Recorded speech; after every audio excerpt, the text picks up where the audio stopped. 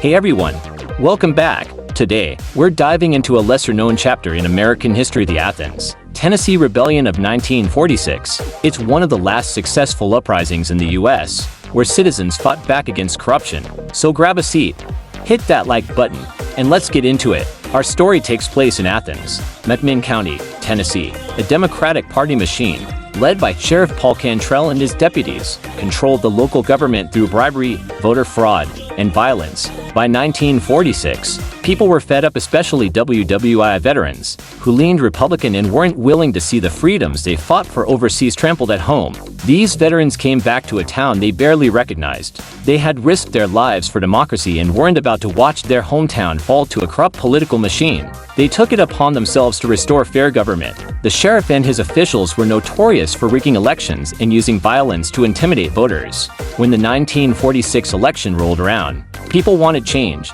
and the veterans led the charge. They organized their own candidates to run against the corrupt officials. August 1, 1946 election day, the veterans and locals gathered at the polls to prevent election fraud. But Sheriff Cantrell's men, aligned with the Democratic machine, used force again.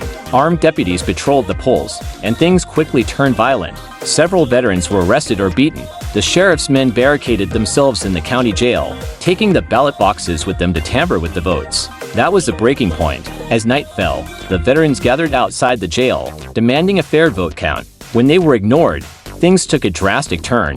The veterans, armed with rifles, shotguns, and explosives, stormed the streets of Athens. Local citizens versus corrupt officials barricaded in the jail. This moment shows why the Second Amendment was so important to them. They used their right to bear arms to defend democracy. Shots were exchanged, and the veterans used dynamite to try and break into the building. After hours of fighting, the corrupt officials surrendered. The ballot boxes were retrieved and counted honestly. This time, the veterans' efforts paid off, and the people of Athens got a fair election, ending years of political corruption under the Democratic machine. In a single night, the people of Athens, Tennessee, took back their town. They set an example of standing up for justice, even when the odds were stacked against them. So why does the Athens Rebellion matter?